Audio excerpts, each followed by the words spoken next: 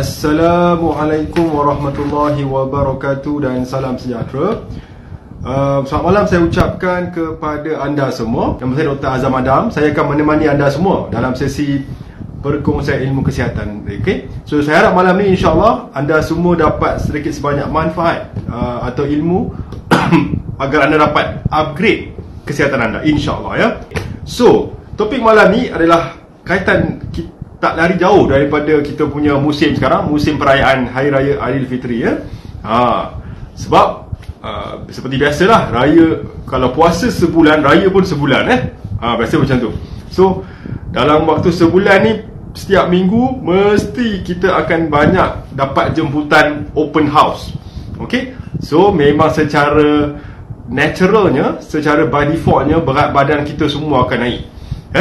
Sebab kita punya intake pemakanan semakin meningkat. Yalah, orang dah jemput, tak rasa macam tak sedap pula kalau kita tak makan. Alright. So sekarang saya nak ajar anda sedikit tips cara macam mana untuk anda kembalikan tahap berat badan anda yang optimum.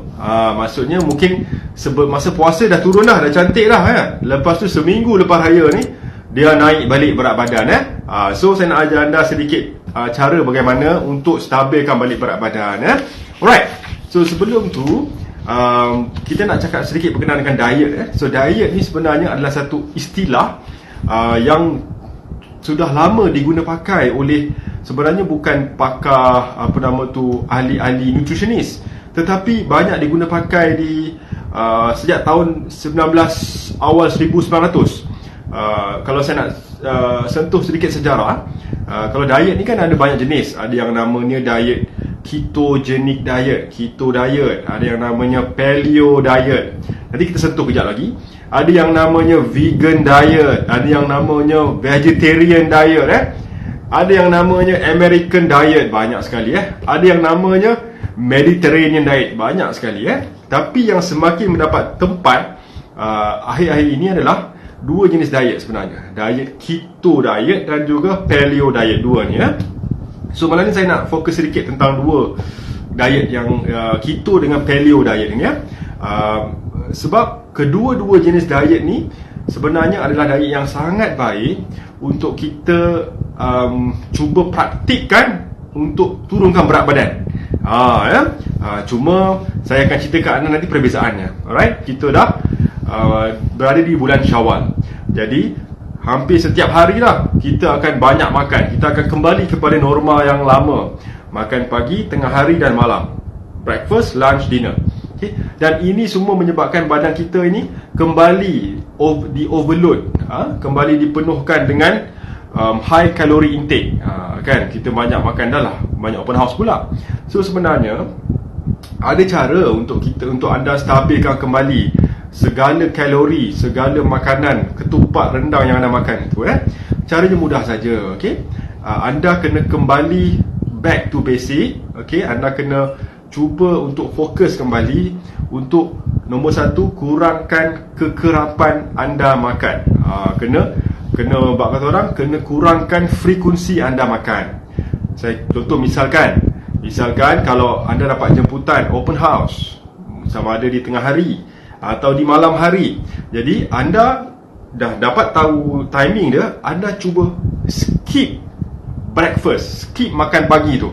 Jadi makan pagi tak payahlah ambil, sebab kita dah tahu nanti tengah hari atau makan malam kita nak makan jemputan orang So itu antara caranya. Okay? Dan antara cara lain adalah nombor dua, anda boleh guna strategi cara untuk mengamalkan paleo atau keto diet. Atau sebenarnya ada dah digabungkan paleo keto. So dia antara kedua-dua jenis diet ini ada persamaan dan ada perbezaannya. Okay? So persamaan antara paleo dan keto diet ini, nombor satu, kedua-dua diet ini fokusnya adalah diet yang rendah dengan karbohidrat, low carbs diet. Karbohidrat itu apa dia? Contohnya seperti nasi, lepas tu starchy vegetable, kentang, ubi kayu, kan? Semua sayur-sayuran yang tinggi dengan starch, okay? Dengan kanji. So kesamaannya dua-dua rendah karbohidrat. Okay. Nombor dua, alright, antara persamaannya juga, paleo dan keto diet juga ini akan banyak ambil healthy fat. Jadi lemak sihat juga sangat-sangat digalakkan untuk mereka yang mengamalkan paleo atau keto diet. So lemak sihat ni semuanya daripada mana? Daripada satu, minyak kelapa darah, kemudian daripada avocado buah mahupun minyaknya, avocado oil, dan juga minyak zaitun, olive oil. Jadi 3 sumber inilah sumber daripada lemak sihat dalam paleo atau keto diet. Now, selanjutnya yang menjadi perbezaan adalah keto diet, ianya agak lebih restriktif, lebih bab kata orang lebih strict sikit berbanding dengan paleo diet. Sebab dalam keto diet sangat-sangat melimitkan, menghadkan pengambilan karbohidrat. Maksimum 5 hingga 10% saja. Kalau macam paleo, dia boleh sampai 20 hingga 25%. Boleh tahan lah. Tapi sangat rendah. Dan perbezaannya, keto sangat-sangat mementingkan pengambilan lemak sihat yang sangat tinggi, high fat diet, lebih kurang 75%. Okay? Kalau paleo pula, pengambilan lemaknya hanya 35%. So lebih moderate, lebih moderate. Tetapi persamaannya juga adalah kedua-duanya termasuk dalam kategori elimination diet. Maksudnya anda kena banyak pantang. Itu yang namanya elimination diet. So benda yang anda kena pantang, persamaan kedua-dua ini adalah nombor 1, kena pantang gula susu haiwan, dairy. Okay? Sebab apa kena pantang dairy? Okay, kita akan kembali kejap lagi. Sebab begini, sejarah daripada paleo diet ini bersumber daripada perkataan Paleolithic. Paleolithic ni adalah manusia-manusia purba, ancient, yang hidup 25,000 tahun yang lalu. Kita punya ancient lah. Sebab tu paleo diet. So paleo diet ni fokusnya kita nak cuba kembali kepada pemakanan era ancient diet. Sebab tu antara nickname dia untuk paleo diet ini adalah caveman diet, stone age diet, ancient diet. So kembali kepada apa yang orang-orang purba dulu makan. Sebab kalau ikut kajian daripada data-data tulang-tulang, fosil-fosil yang ditemukan, menunjukkan bahawa orang-orang dulu punya fosil, tulang mereka lebih sihat, dan mereka jarang mati disebabkan oleh penyakit 3 serangkai. So boleh detect sebenarnya daripada fosil-fosil tulang-tulang orang-orang Paleolithic zaman dahulu, ya. So orang dulu tak ada 3 serangkai. Sekarang banyak 3 serangkai. Kecil manis, darah tinggi, kolesterol, sebab tu sekarang saintis mula mengkaji dan ingin kembali diet kepada zaman dahulu. Maka dinamakan paleo diet, right? Now, so tapi di asasnya adalah paleo diet ini diasaskan oleh seorang doktor, gastroenterologist, pakar gastro, atau gastrointestinal tract, perut usus, pada tahun 1970. Dah lama dah pun, tapi baru popular akhir-akhir ini, alright. Jadi fokusnya nak kembali kepada makanan-makanan yang organik, yang natural, yang tidak berubah sifat dan bentuk. Sebelum era agriculture, sebelum manusia memasuki zaman industri pertanian. Maksudnya apa? Sebelum manusia dapat belajar cara-cara nak tanam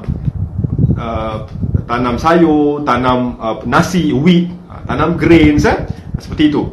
So basically diet paleo ni banyak makan healthy lean fat. Lean fat ni macam lembu, kambing, ayam, dan healthy fat, avocado, buah kelapa, seeds and nuts, kacang yang natural. Kalau keto pula berbeza. Keto diet ni mereka sangat mementingkan untuk masuk ke fasa ketosis. Jadi lebih agak strict sebenarnya keto ni. Dan sebab fokus kepada keto diet adalah untuk mengubah metabolic state badan ni, daripada menggunakan gula sebagai bahan bakar kepada menggunakan lemak sebagai bahan bakar. Fat as fuel, glucose as fuel to fat as fuel. Itu fokusnya. Tapi untuk capai ke fasa itu, badan ini perlu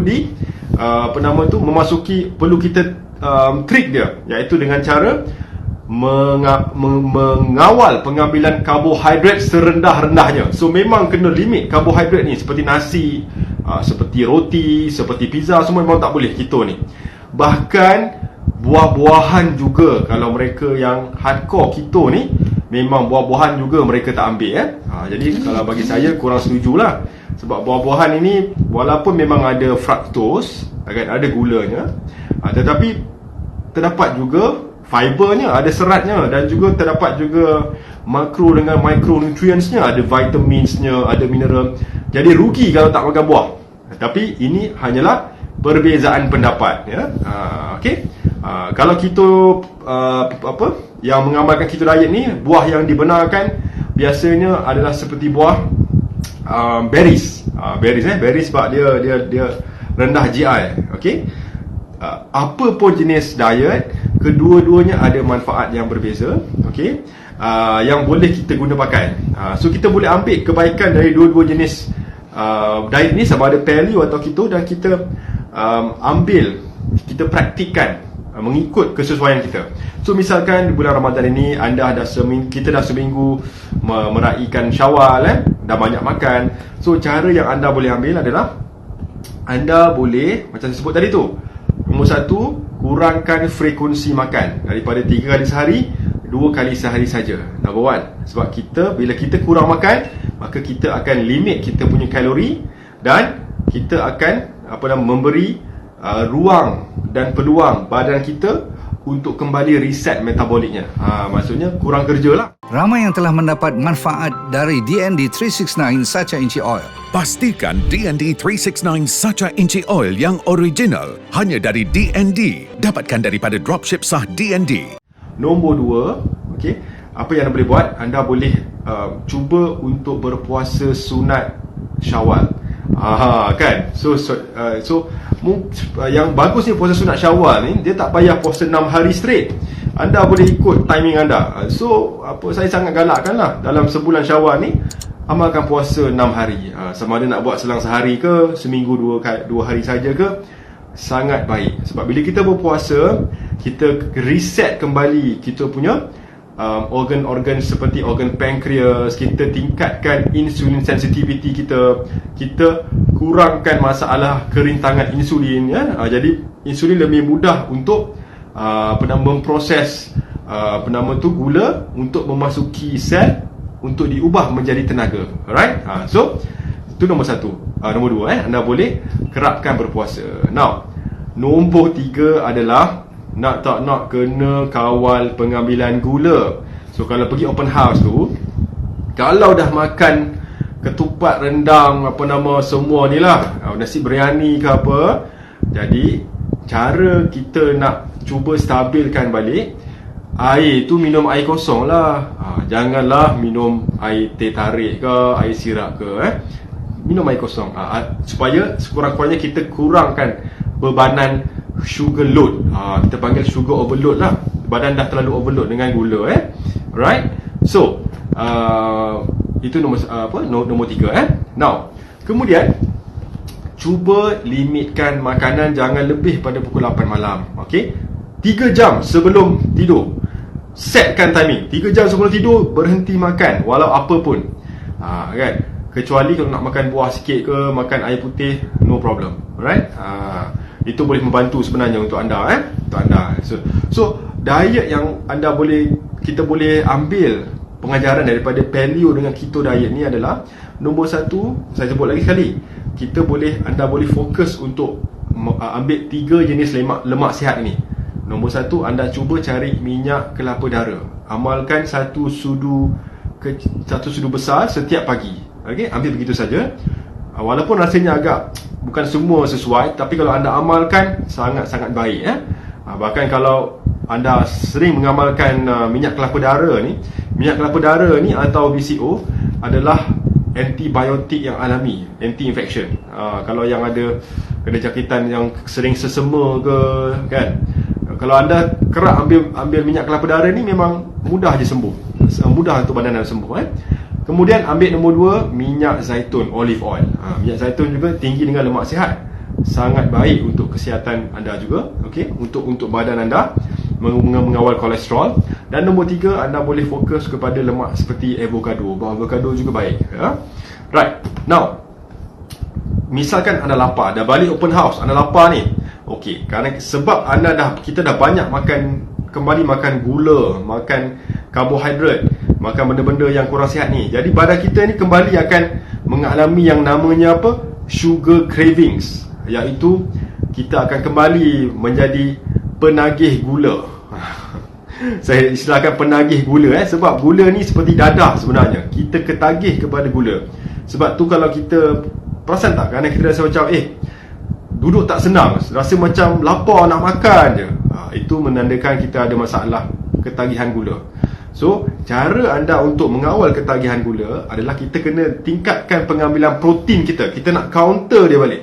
Alright? So, pengambilan protein yang anda boleh fokus adalah anda boleh ambil protein daripada bersumber tumbuh-tumbuhan. Contoh, seperti sayur-sayuran yang tinggi protein, tahu, tempe, brokoli, mushroom, cendawan juga sangat tinggi protein, dan beberapa jenis kekacang kecuali kacang tanah. Contohnya seperti walnut tinggi protein, pistachio tinggi juga protein, chestnut tinggi protein. Jadi lebihkan, kalau untuk kudapan itu, anda ambillah seeds dengan nuts, kacang ini kecuali kacang tanah. Ini untuk mengawal ketagihan gula kita. Okey? Dan apa anda boleh buat juga adalah anda boleh, kalau anda rasa lapar je, anda boleh terus minum banyak air. Hydrate yourself. Sebab dengan kita minum air, kita secara tidak langsung boleh trick perut kita. Kan? Perut kita tak tahu kita ni makan makanan ke minum air. So kalau kita minum air dan kita set minda kita, perut kita akan rasa dah setiba rasa dah kenyang dah tak nak makan. So itu cara untuk mengawal ketagihan gula atau food cravings. Kita nak meningkatkan kita punya satiety, maksudnya tahap kita punya rasa kenyang kita itu. Alright. Now, antara lain juga adalah anda boleh mengamalkan green tea. Green tea juga baik, sebab zero kalori. Apa dia buat? Dia boleh membantu untuk meningkatkan enzim-enzim yang menekan nafsu makan. Kan dia ada enzim gastrin, dan masalahnya sekarang, kalau kita makan kuih raya yang tinggi gula ni, apa dia buat? Dia akan meningkatkan enzim atau hormon yang meningkatkan nafsu makan. Sebab tu kita sering ketagih dengan gula ni. It's like never ending cycle. Sebab tu cukup payah nak berhenti makan gula ni, sebab kita ketagih. Tetapi boleh kalau kita cuba setkan minda kita, dan kita buat strategi tukar jenis makanan untuk menekan nafsu makan tersebut. Alright. Now, selanjutnya apa lagi saya nak pusing anda gini, alright, adalah kalau misalkan anda pergi ke supermarket, anda kalau boleh carilah buah-buahan dan sayuran yang organik. Itu nombor 1, sebab kita tak nak ada masalah pencemaran pesticides, kalau boleh. Tapi misalkan tak dapat jumpa di rumah, sangat penting untuk anda mencuci buah anda dengan sempurna. Saya pernah sebut sebelumnya, boleh dicuci dengan sodium bicarbonate atau baking soda. 1 sudu baking soda dicampur dalam 1 besen itu, rendam selama 10 hingga 15 minit. Okey? Nanti anda akan nampak airnya kotor, memang betul-betul dicuci habis pesticides, right? Dan kalau nak makan buah, memang kalau contoh buah apple tu, antara tempat yang paling tinggi vitamin adalah di kulit apple tu. So sebenarnya makan buah ni lebih sesuai makan dengan kulit, dengan syarat anda kena cuci dengan betul-betul. Okey? Now, so selanjutnya saya boleh sarankan anda, untuk turunkan berat badan lagi, adalah begini. Anda boleh sebenarnya, alright, sebenarnya ada hikmah. Kalau kita pergi beraya di rumah orang, kita jumpa rakan, sanak saudara, sahabat handai kita, kita kan sering berborak-borak. Kita akan borak. Kita akan merapatkan ukhuwah, merapatkan silaturahim. Sebenarnya indirectly ini boleh membantu anda mengurangkan berat badan. Sebab apa? Sebab bila kita bersosialisasi, sosial dengan orang-orang, maka tahap stres kita akan menurun. right? Menurun. Dan bila stres menurun, maka hormon-hormon dan enzim-enzim yang menyebabkan kita cepat lapar ni akan ditekan. Jadi sebab itu sangat penting kesihatan minda kita, kesihatan mental kita sangat berkait rapat dengan berat badan kita. Sebab tu kalau orang stres, biasanya apa dia buat? Dia akan melantak, dia akan banyak makan kan, sebagai dia punya outlet. So bila saya sangat sarankan untuk anda semua, pergilah beraya, rapatkan kembali ukhuwah, rapatkan kembali hubungan silaturahim dengan saudara mara anda, kerana ianya sangat bagus untuk kesihatan minda dan mental anda. Alright? Now, selanjutnya, yang terakhir saya nak sebutkan sekarang adalah setelah anda katakan dah selesai semua open house kan, dah makan, jadi sudah tiba masanya anda back to track, maksudnya kembali ke fokus untuk makan makanan sihat. Yelah, raya setahun sekali, so anda fokus balik makan makanan sihat. Anda cuba buat intermittent fasting, IF. So IF ni sebenarnya berpuasa tanpa makan tetapi boleh minum air. Alright, anda cuba buat basic 16 jam saja, 16 hours. Kalau saya suka buat omat lah, 24 hours. Maksudnya caranya mudah saja. Anda mulakan IF anda, intermittent fasting anda, pada malam hari sebelum pukul 8. So 8 malam anda makan seperti biasa, makan makanan yang segar lah, real whole food, sayur-sayuran, nasi, paling banyak pun suku pinggan dan lemak-lemak sihat. Jadi target anda 9 malam berhenti, sampai besok paginya 9 pagi dah 12 jam kan. 9 malam Rabu sampai 9 malam Khamis dah 12 jam. So anda skip breakfast. So breakfast itu anda boleh makan makanan yang zero kalori, seperti green tea ke teh hijau, air kosong, dan anda continue berpuasa tanpa makan, minum air sahaja sampai pukul 12 tengah hari. So 12 jam ditambah lagi 4 jam, dapatlah 16 jam. So anda tengah hari baru anda makan dalam pukul 12 atau pukul 1. Sekurang-kurangnya ini akan sangat membantu. Okay? So kalau anda dapat buat begitu, InsyaAllah dalam seminggu 2 minggu anda buat ni, selang sehari ke setiap hari, berat badan anda akan kembali stabil. Sebab memang sudah terbukti secara saintifik, walaupun ianya pre-clinical study, intermittent fasting, IF, sangat-sangat berkesan. Sangat-sangat berkesan. So dia tidak complicated pun. It's not complicated. Nama je macam intermittent fasting, tapi kalau anda tahu teknik dia mudah je. Anda kena start malam tu, anda panjangkan puasa sebab anda boleh minum saja. Okay? So nanti kalau untuk lebih lanjut, anda boleh Google atau YouTube lah. Alright? So IF sangat penting untuk anda amalkan. Okay? Jadi itu antara cara yang anda boleh amalkan untuk kembali kepada berat badan ideal. Alright? Yang penting sekarang cabarannya adalah sebulan kita beraya. So banyak akan ada open house. So sebab banyak open house, saya sarankan untuk anda semua skip makan pagi, skip breakfast. Jangan takut. Breakfast ni sebenarnya tak penting, kan? Dulu kita ingat breakfast is the most important meal. Sebenarnya tidak sebegitu dari segi saintifik. Kalau kita skip breakfast pun, badan kita ni tidak akan hypo. Sebab ada yang namanya istilah dawn phenomenon. Nanti anda boleh type dawn phenomenon ni maksudnya apa. Badan kita ni Allah jadikan di waktu pagi tu, okay, akan menghasilkan gula yang lebih tinggi sedikit berbanding hari-hari yang waktu-waktu yang lain. Namanya dawn phenomenon. Jadi sebab apa gula akan dihasilkan lebih sikit? Sebab waktu pagi tu badan nak mempersiapkan diri kita untuk beraktiviti fizikal. So anda bayangkan betapa banyak hikmah Allah jadikan. So takkan pengsan, jangan risau untuk pengsan, hypo ke, tak cukup gula. Tak ada masalah untuk anda skip breakfast. Okay? Di waktu anda ada open house. So jangan makan pagi, makanlah di waktu open house. Okay? So Alhamdulillah, saya harap anda semua dapat sedikit manfaat yang anda dapat praktikkan, InsyaAllah. Jadi saya ucapkan selamat menyambut Syawal yang mulia. Salam lebaran buat semua. Semoga anda semua dalam keadaan sihat walafiat dan berbahagia bersama keluarga tercinta. Alright? So take care. Let go dan feel good semua. Terima kasih.